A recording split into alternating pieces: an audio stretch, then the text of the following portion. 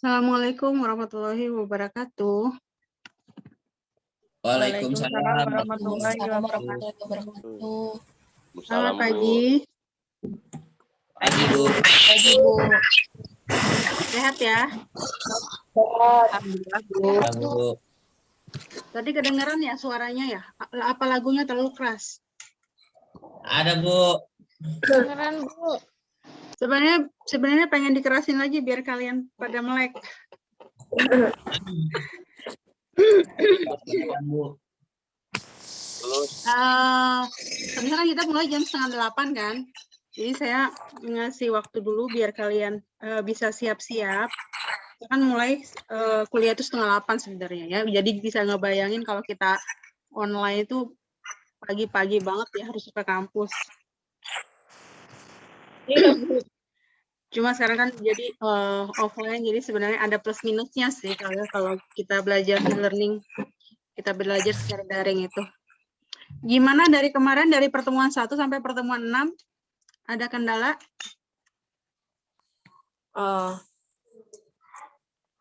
Insya Allah, Bu. Nggak ada ya? Insya Allah, Bu. Mana nih yang lain videonya nggak? Yang kelihatan videonya cuma Ayu, yang lain ditutup semua soalnya belum pada mandi ya?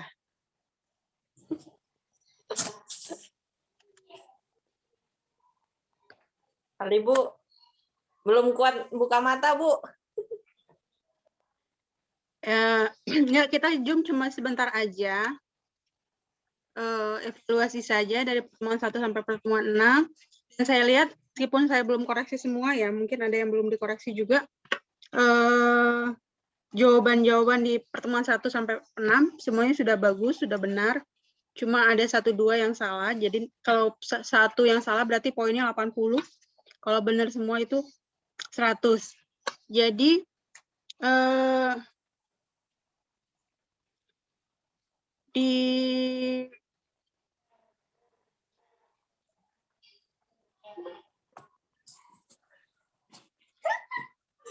kelihatan nggak share-nya? Share screen. Kelihatan, Bu. Ya. Kelihatan, Bu. Nanti saya jelasin, ada kuis ya nanti ya. Jadi di pertemuan 1 sampai pertemuan 3 itu tentang komunikasi ya. Mulai dari pengertiannya ya, unsur-unsur komunikasi bisnis itu apa, komunikasi organisasi dan lintas budaya. Nanti pertemuan 4 sampai pertemuan 6 berarti sudah mulai ke teknik penulisan untuk komunikasi bisnis. Ya, mulai dari goodwill, pemesanan barang, bad news. Tadi juga ada yang saya lihat jawabannya itu tentang bad news ya, berarti dia menolak untuk menjadi investor atau menolak proposalnya. Itu termasuk juga bad news. Jadi benar. Jadi saya lihat udah mengerti lah maksudnya dari secara teknis dari penulisan komunikasi bisnis. Nah, di kasusnya itu termasuk ke materi ke pertemuan ketiga yang komunikasi organisasi. Saya jelasin dulu untuk pertemuan 7 ya kuisnya. Jadi gimana caranya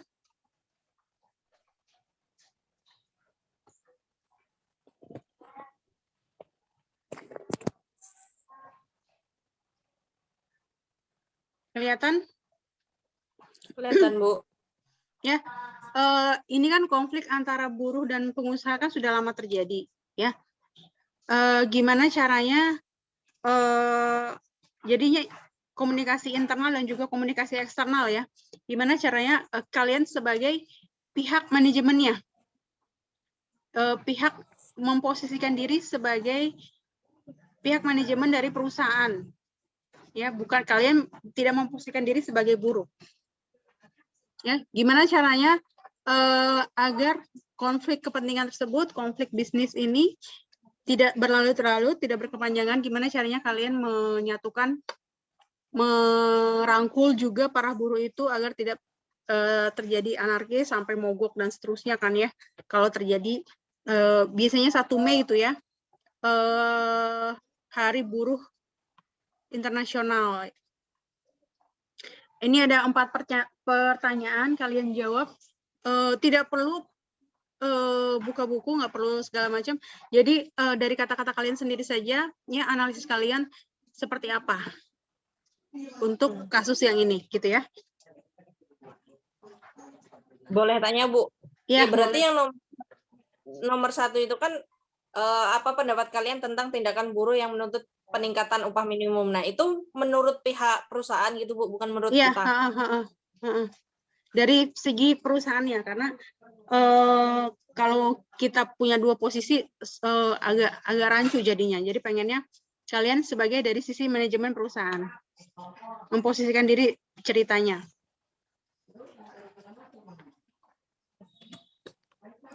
Ada lagi?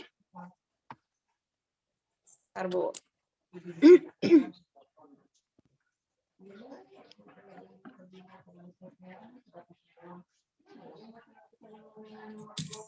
Kabar ya, Bu. Karena kan kita nih kadang-kadang dia udah remind, udah 10 menit terakhir di Zoom-nya. Saya nggak ngerti gimana caranya Zoom itu bisa berjam-jam seperti itu ya. Kalau Google Meet bisa. Kalau ini kan Zoom ada kalau yang sampai berjam-jam harus 45 menit. premium, Bu. Kalau jam-jam pakai premium, Bu. Bayar. Harus premium yang berbayar. Iya, makanya. Mending di Google Meet, Bu. Kalau Google Meet bisa share screen dan seterusnya nggak? Bisa, Bu. Bisa, Bu. Bisa Sama. kok, Bu. Ya bisa presentasi juga gitu pakai whiteboard-nya kan ada ya. Bisa, Bu.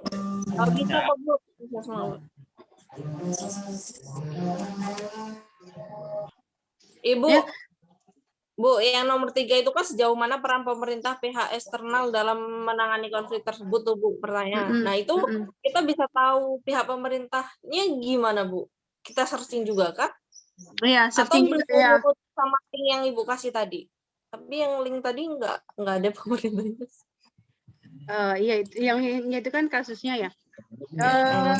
Ya menurut kalian, kalian dari pihak manajemen atau pihak perusahaan tuh pengennya tuh peran pemerintah tuh seperti apa untuk dalam kasus ini? Ya, peran-peran yang seharusnya dilakukan oleh pemerintah itu seperti apa sih?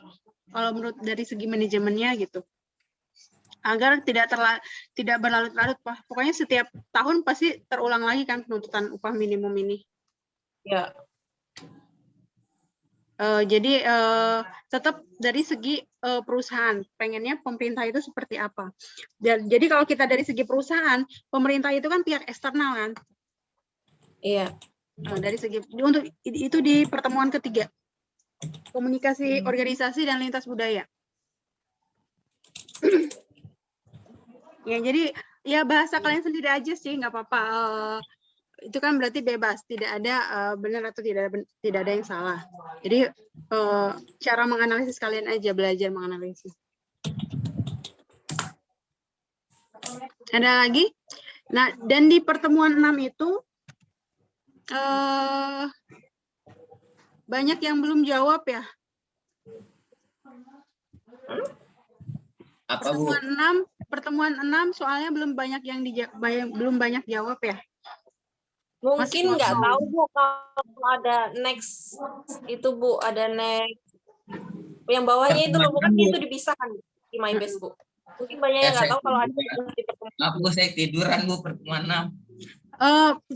Waktu kemarin itu saya lagi ada pelatihan, jadi saya nggak concern, cuma absen doang. Pelatihan sertifikasi kompetensi.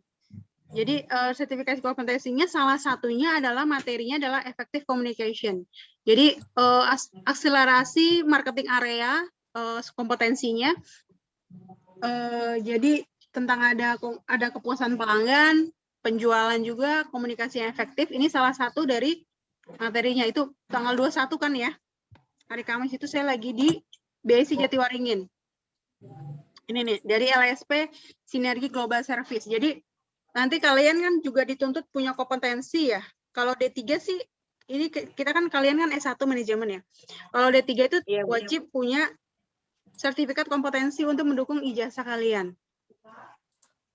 Jadi kalau ini kalau untuk dosennya dari LSP Global Service yang diakui sama BNSP, kalau di BSI juga kita punya LSP BSI-nya untuk prodi administrasi bisnis. Untuk manajemen saya belum tahu. Untuk kewirausahaan juga sudah ada skemanya kewirausahaan. Nanti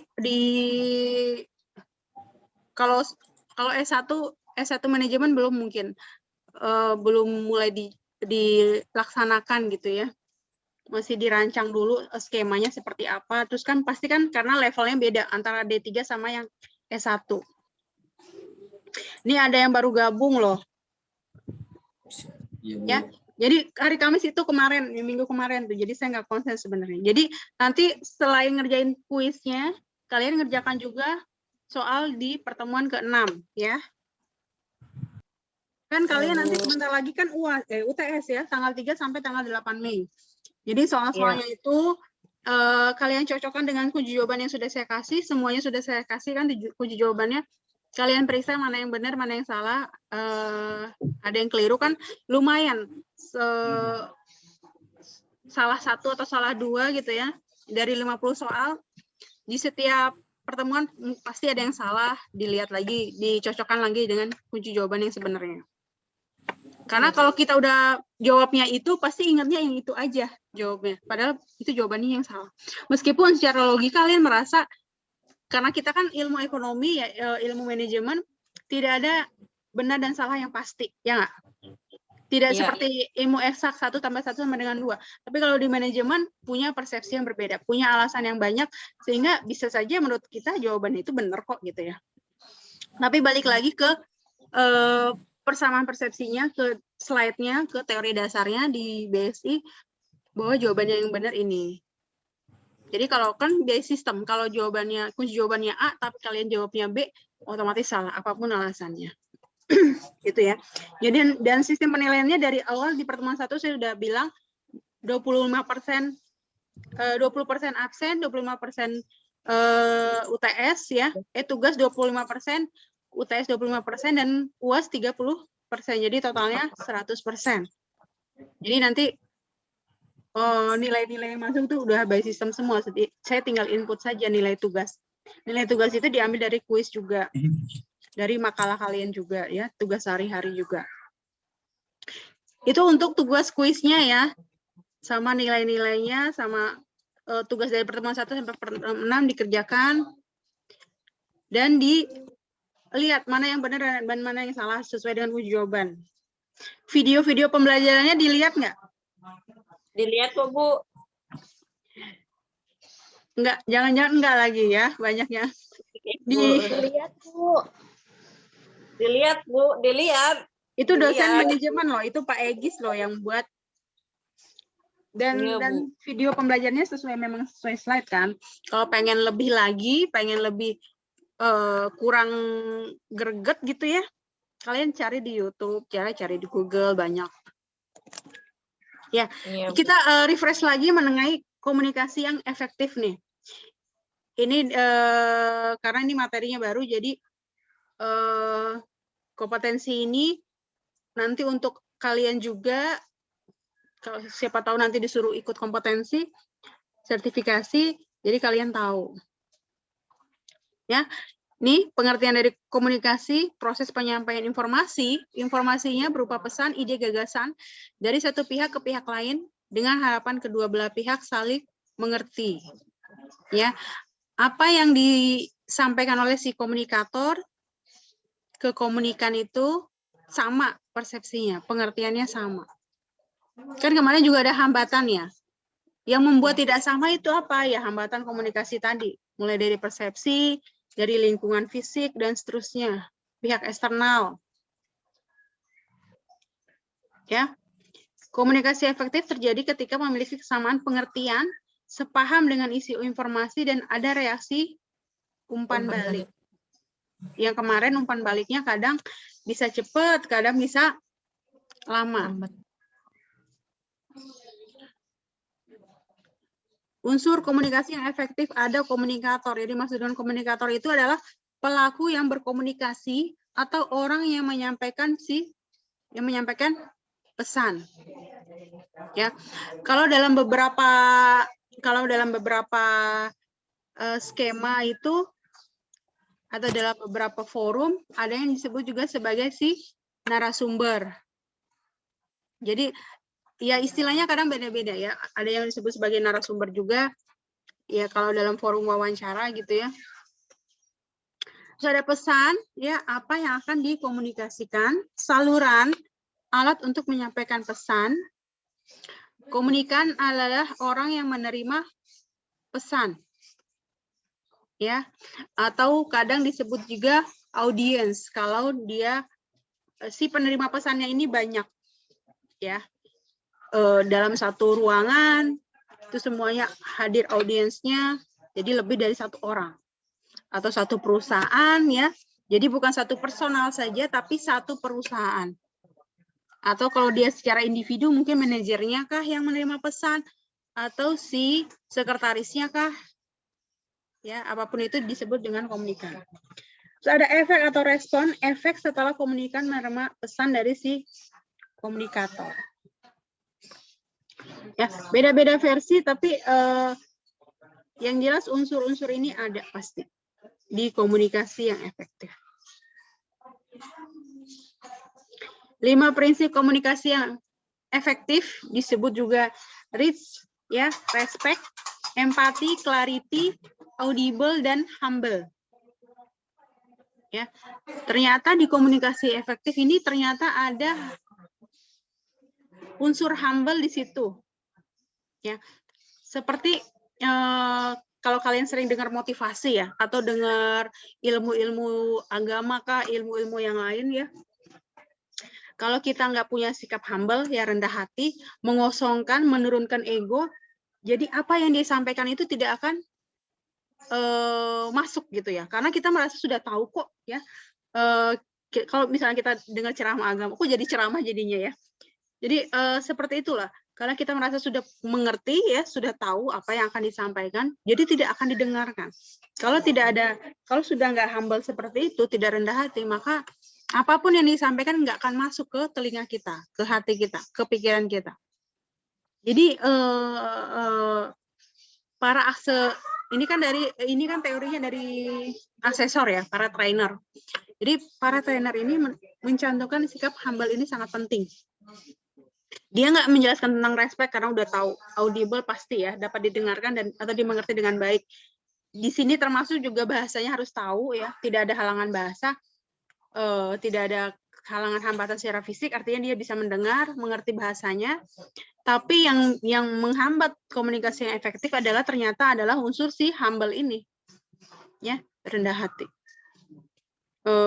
kemampuan mendengar atau empati, atau di beberapa referensi itu ada yang disebut dengan menyimak, ya, listening. Listening itu menyimak, kalau mendengar itu hearing, ya, hearing. Jadi menyimak sama mendengarkan itu ternyata berbeda ya, bahasa Inggrisnya juga berbeda. Kalau menyimak tuh benar-benar mencermati apa yang dia sampaikan, apa yang dimaksud dengan. Kalau mendengarkan ya mendengarkan saja secara sekilas, tapi tidak mengerti apa yang disampaikan. Ya, itu juga termasuk unsur dari komunikasi yang efektif seperti apa. Ya, clarity jelas, harus jelas. Tidak ada gangguan, bisa dengarkan dengan baik. Pesan yang disampaikan juga jelas ya. Tidak rancu, tidak menggunakan bahasa yang ambigu, dan seterusnya. Ini masuk ke tekniknya nanti kita. Komunikasi style, ada pasif, agresif, dan asertif. Ya. Asertif itu percaya diri dan otentik, nyaman menjadi diri mereka sendiri, proaktif dan ekspresif. Ya, pasif itu dia menarik diri. Kan kalian sering lihat ya, kalau kita ajak ngobrol sama orang yang pasif itu seperti apa yang ngelihatnya. Dia suka menarik diri, khawatir apa yang dipikirkan atau dikatakan orang lain, dan takut untuk berkata tidak. Ya.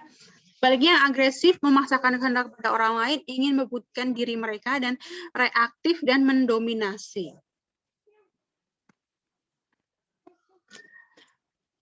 Ini udah ada reminding. Jadi kalau dia mati sendiri berarti waktunya sudah habis ya. Kalau untuk perkuliahan saya nggak pernah pakai Google Meet. saya pakainya Zoom terus. Kalau anak saya tuh sering pakai Google Meet untuk sekolah gitu ya, tugas sekolah. Oh iya, Bu. Biasanya guru-guru tuh pakai Google Meet buat sama mahasiswa-siswanya gitu ya.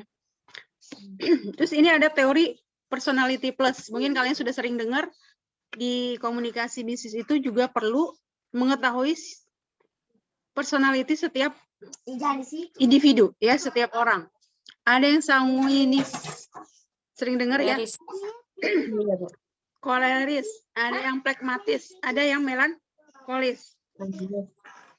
Dan kalian sebenarnya pasti merasa ya, saya ini termasuk yang sanguinis atau koleris atau melankolis atau pragmatis. Coba yang merasa melankolis siapa?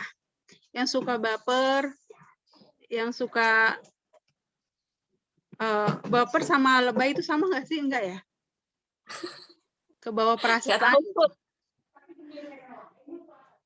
Kalau saya sanguinis, Bu. Sanguinis, hangat dan bersahabat, berbelas kasihan, responsif ya. Antusias, ramah dan banyak bicara. Cuma di dalamnya kelemahannya, tidak disiplin, emosinya labil, tidak produktif, egosentris, dan membesar-besarkan masalah. Ya, kalau kalian sudah tahu tipenya seperti ini, jadi yang positif dia bagus, dipertahankan, yang negatif itu yang dikurangi. Dirubah. Ya, dirubah. Ya kalau bisa, mungkin kalau dihilangkan sulit, tapi dikurangin aja. Atau tahu tempat lah ya, tahu diri, di mana kapan kita untuk bersifat yang seperti ini. Ya, ini yang negatifnya yang di dalam. Ya, koleris ini yang bagus. Koleris ini kuat, keras ya. Positifnya sangat luar biasa. Ya enggak? Orang yang koleris itu, dia berkomitmen keras, independen, memiliki visi praktis, produktif, tegas dan pemimpin ya, tipe-tipe orang memimpin.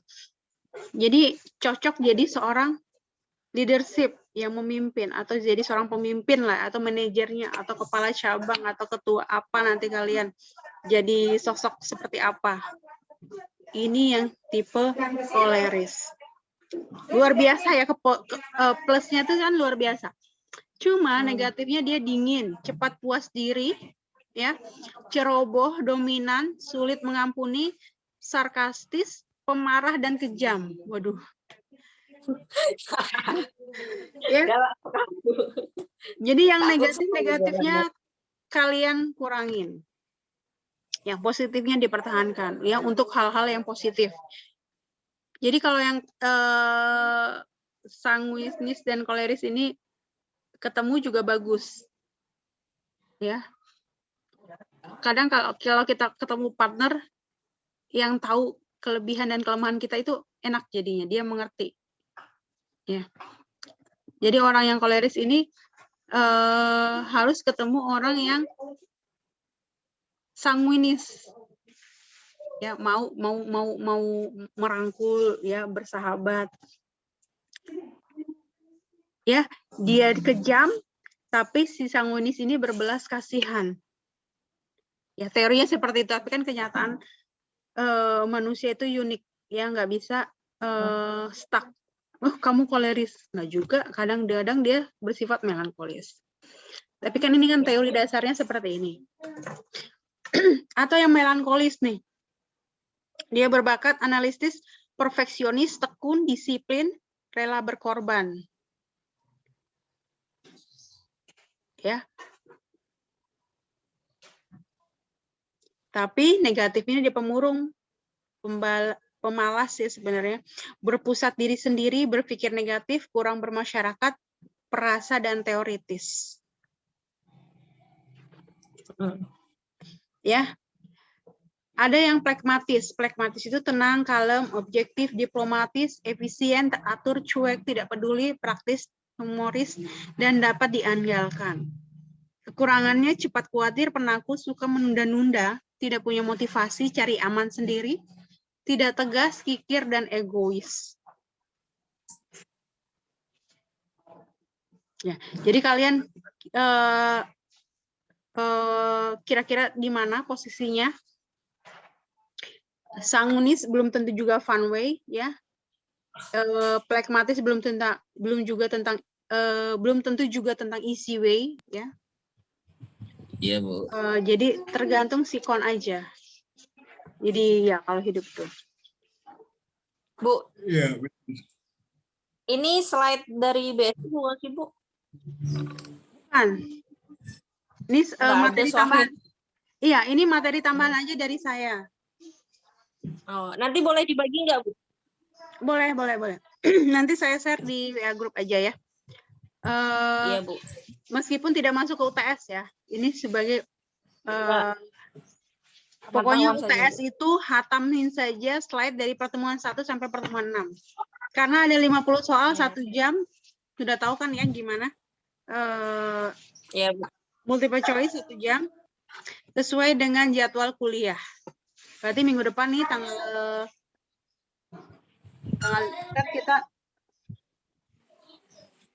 berarti tanggal 5 Mei ya. Tanggal 5 Mei jam 7.30 kalian UTS. Iya, Bu.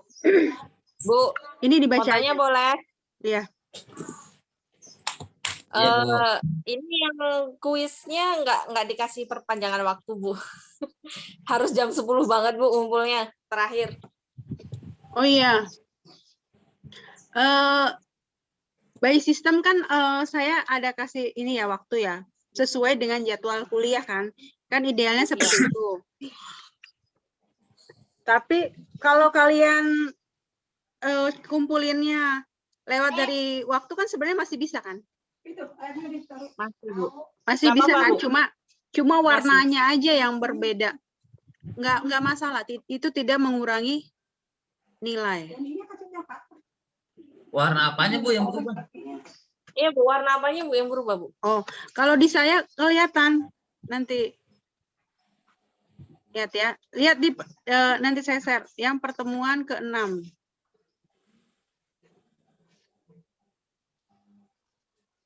Oh, gitu. Kelihatan? Kelihatan. Ini banyak Yang banget merah sih. telat, Bu. Iya, yang merah telat, otomatis telat sekali. Oh, Kalau iya, yang iya, kosong iya. berarti dia tidak mengumpulkan. Bu, kalau telat gitu masih tetap dinilai, Bu? Tetap saya nilai, nggak apa-apa. Aduh, saya kira saya nggak dinilai. Iya, berarti nggak dinilai. Jadinya ya udah kalau udah telat itu nggak usah Ya, ngumpulin. ini kan buat latihan UTS kalian kan, biar lihat jawabannya. Karena kalau nggak pada saat mata kuliah, kalau nggak jamnya pasti nggak dikerjain. Iya, Bu. Iya, Bu, benar. Jadi mau nggak mau kan ada di ruang tugas itu ada deadline waktunya. Otomatis kan saya masukin deadline waktu sesuai dengan jam kuliah kan. Ini kan cuma 5 soal. Masa 5 soal 2 jam nggak diselesai? Kan aneh. Jadi otomatis saya masukin deadline waktu sesuai dengan jadwal kuliah jam 7.30 sampai jam 10. Kalaupun telat nggak masalah. Akan tetap kebuka asal tidak dikunci aksesnya, akses linknya, dan warnanya aja yang berubah di web. Tapi nilainya tetap. Kalian lihat aja nih, banyak yang tidak mengerjakan. Berarti yang 0000 itu masih kosong. Iya, Bu. Kerjain aja dulu sama kerjain kuisnya. Kalau yang udah bisa tuliskan, Bu, ya. Kalau misalnya telat seminggu itu nggak apa-apa, Bu? Kenapa? Kayak telat seminggu ngumpulinnya gitu. Nggak apa-apa. Kalau udah telat. Oke, ini 1 menit lagi. Masalah tugas kelompok gimana? Belum dikerjain, Bu. Berarti kan di pertemuan 9 itu ada yang presentasi ya? Iya. Mau nggak mau kalian harus presentasi. Karena teorinya pun tentang proposal dan presentasi. Pertemuan 9-10 itu 9 itu proposal, pertemuan 10 itu presentasi. Jadi kita langsung